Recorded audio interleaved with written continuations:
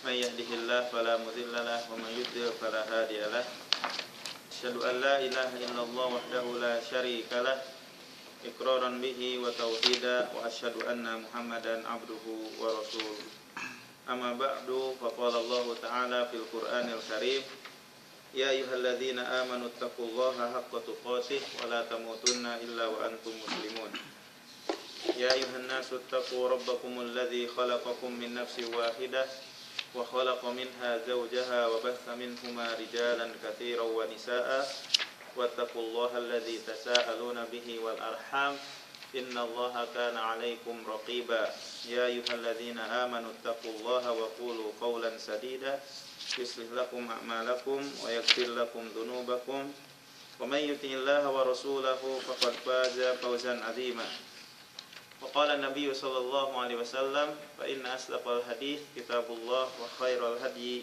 هدي محمد صلى الله عليه وسلم وشر الأمور محدثاتها وكل محدثة بدعة وكل بدعة ضلالة وكل ضلالة في النار.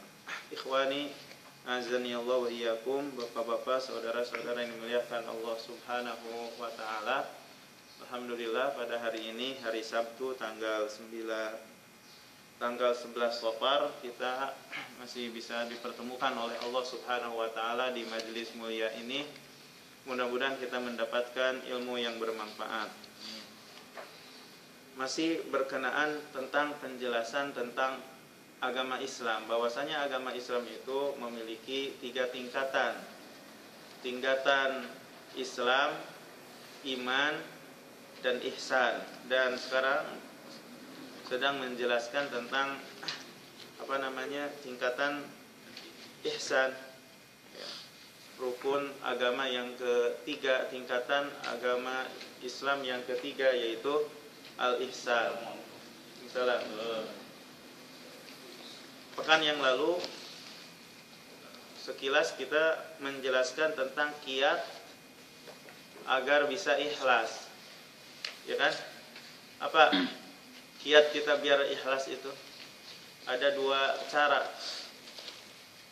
Bagaimana Pak Sanusi? Kita beribadah seolah melihat Allah. Ya. Dan kalau kita nggak melihat Allah, sebenarnya Allah melihat kita. Iya. Ya. Nah, udah. Tuh. Nah, sekarang kita lanjutkan pelajaran yang baru, buah dari keikhlasan dan merasa diawasi oleh Allah Subhanahu wa taala. Famadza yatarattabu 'alal ikhlasi wal muraqabah? Apa akibat atau buah keikhlasan dan merasa diawasi oleh Allah Subhanahu wa taala? Orang yang merasa diawasi oleh Allah Subhanahu wa taala tidak akan pernah melewati batas-batas Allah Subhanahu wa taala. Man raqaballah lam yata'adda hududah wa lam yuqaddim ala amrin hatta ya'rif ma hakamallahu fih.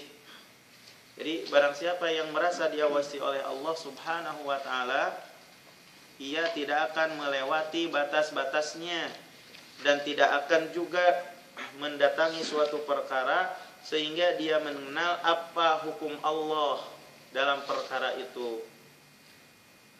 Jadi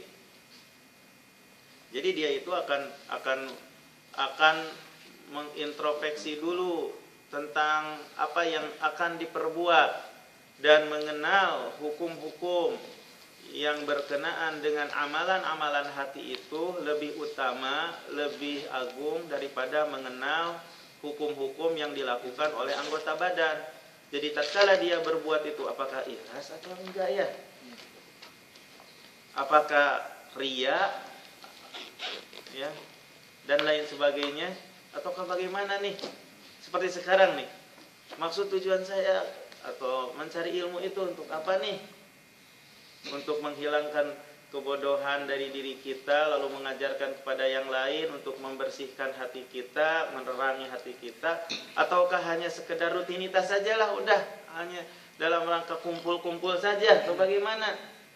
Jadi seperti itu. Jadi tidaklah dia itu mendatangi suatu perkara sehingga mengetahui apa hukum Allah padanya.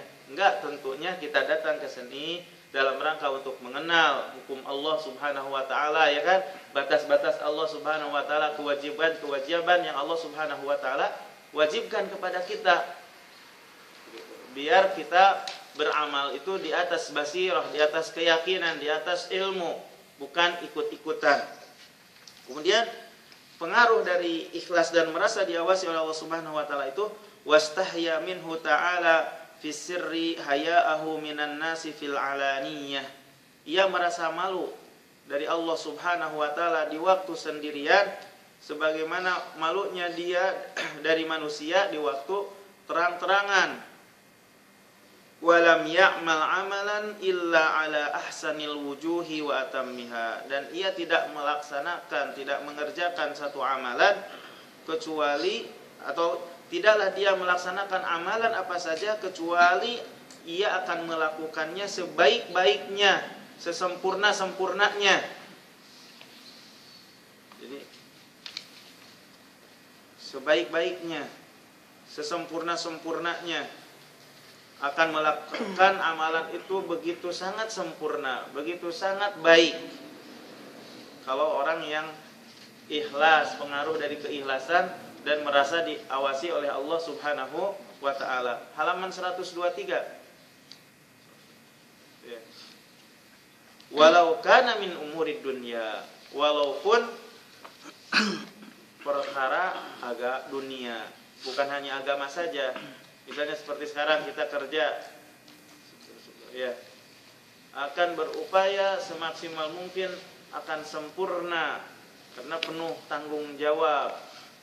Bukan hanya urusan agama saja, urusan dunia pun dia akan sempurna di dalam melakukannya. Orang yang ikhlas, orang yang merasa diawasi oleh Allah, itqanul amal, menyempurnakan amalan. Maka selayaknya bagi kita itu untuk mendidik diri kita kepada keikhlasan dan merasa diawasi oleh Allah Subhanahu wa taala dan keutamaan keikhlasan. Begitu pula orang yang di bawah tanggung jawab kita, keluarga kita, anak-anak kita untuk dididik kepada keikhlasan dan merasa diawasi oleh Allah Subhanahu wa taala sehingga menjadi manusia-manusia, generasi-generasi yang mukhlisin, ikhlas, sempurna di dalam beramal. Enggak asal-asalan jadinya, walaupun dari perkara dunia. Jadi kalau seandainya terbentuk di dalam jiwa keikhlasan, gak akan ada orang yang khianat, gak akan ada orang yang asal-asalan di dalam beramal. Lianna Allah wa rasulahu amara bil ihsan. Karena Allah Subhanahu wa taala dan Rasulnya memerintahkan untuk berbuat baik. Wa nushu fihi fasara dzalikal amal ibadah bi muraqabatillah fi. Jadi apa yang kita kerjakan seperti pekerjaan yang kita lakukan ya bukan ibadah asalnya. Seperti kerja itu perkara yang mubah kan, tapi bisa jadi ibadah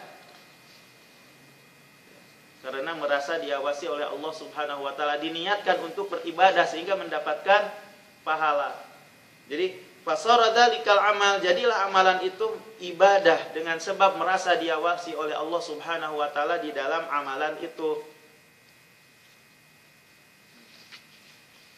Itu pengaruh keikhlasan dan merasa diawasi oleh Allah Subhanahu wa taala. Wa hakadha la yazalul mu'min fi ibadatin hatta yalqa rabbah. Demikianlah keadaan orang mukmin selalu beribadah sehingga bertemu dengan Rabb-Nya. Wa'bud rabbaka hatta ya'tiyakal yaqin. Hendaklah kalian beribadah kepada Rabb-mu sampai datang kematian. Hayatuna kulluha ibadah. Tidak ada yang sia-sia dalam kehidupan kita, dalam perkataan kita, perbuatan kita, semuanya adalah ibadah. Diniatkan ibadah, cari rezeki kita niatkan ibadah.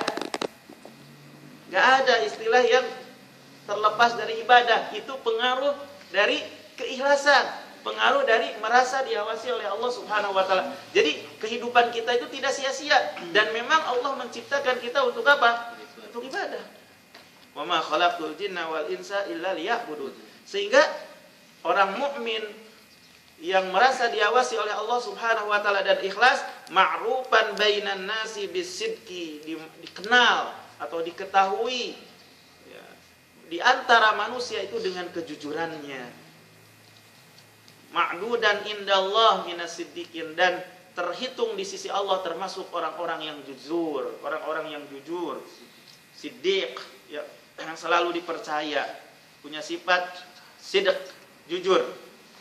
Begitulah pengaruh orang-orang yang ikhlas dan merasa diawasi oleh Allah Subhanahu wa ta'ala. Halil ihsan min a'malil qulub. Langsung ke sini. Yang nomor 9. Apakah ihsan itu termasuk amalan hati? Iya. Ihsan secara umum artinya menyempurnakan amalan. Al-ihsanu amun. Jadi ihsan itu artinya secara umum. Bimakna itqanul amal wa jaudatihi, menyempurnakan amalan dan membaguskan amalan. Fayadkhulu fil a'malid dhahiriyati wal batiniyati. Maka ihsan itu masuk ke dalam amalan yang zahir dan juga masuk ke dalam amalan yang tersembunyi. Wa ra'su ihsanuha al-ikhlasu fiha. Pangkal kebaikan di dalam amalan zahir dan amalan yang batin itu adalah keikhlasan, sebagaimana yang telah dijelaskan. Wal ikhlasu minal a'malil qulub. Ikhlas itu termasuk amalan hati. Wa qad qala Sahal bin Abdullah, berkata salah seorang ulama yang bernama Sahal bin Abdullah, laisa 'alan nafsi syai'un asyaqqu minal ikhlas li'annahu laisa laha fihi nasib. Tidak ada suatu perkara yang paling sulit terhadap jiwa itu daripada keikhlasan, karena sesungguhnya tidak ada di dalam jiwa itu bagian daripadanya, bagian keikhlasan. Tidak ada dalam jiwa itu bagian di dalamnya. Kenapa? Karena jiwa itu mencintai popularitas. Karena jiwa itu mencintai kepemimpinan. Karena jiwa itu mencintai syahwat. Zuyyina lin-nasi hubbus syahawati minan nisa'i wal banin wal qanatiril muqantarati minadz zahabi wal fiddati wal khailil musawwamah wal an'ami wal harth. Dzalika mata'ul hayatid dunya.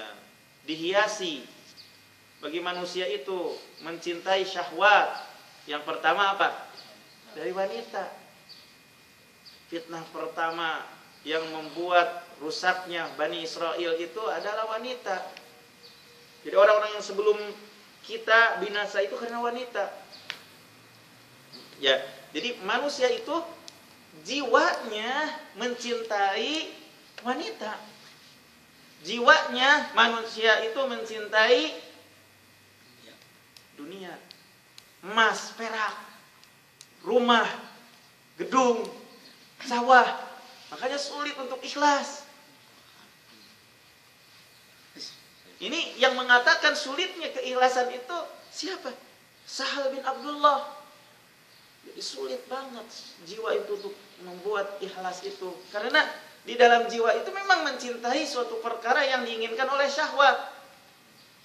Betul nggak? Sulit banget ikhlas. Susah. Oleh karena itu, cara untuk memudahkan kita biar bisa ikhlas adalah mempersedikit kecintaan kita kepada dunia, diisi dengan selalu mencintai Allah dan akhirat. Itu bisa memudahkan. Karena seseorang itu tatkala menghadirkan keikhlasan itu, kadang suatu ketika mudah, kadang suatu ketika susah. Ketika susah itu tatkala yang paling dominan di dalam hatinya mencintai dunia. Itu agak sulit. Sehingga segala harokat yang dia lakukan, ibadahnya pun karena dunia. Pulus. Akan tetapi kalau seandainya yang dominannya di dalam hatinya itu kecintaan kepada akhirat, akan mudah untuk menghadirkan keikhlasan. Ini perlu introspeksi di dalam diri kita. Karena ikhlas itu ikhwafillah syarat diterimanya amalan. Jangan sampai kita lelah-lelah bekerja akan tetapi tidak mendapatkan pahala di sisi Allah Subhanahu wa taala.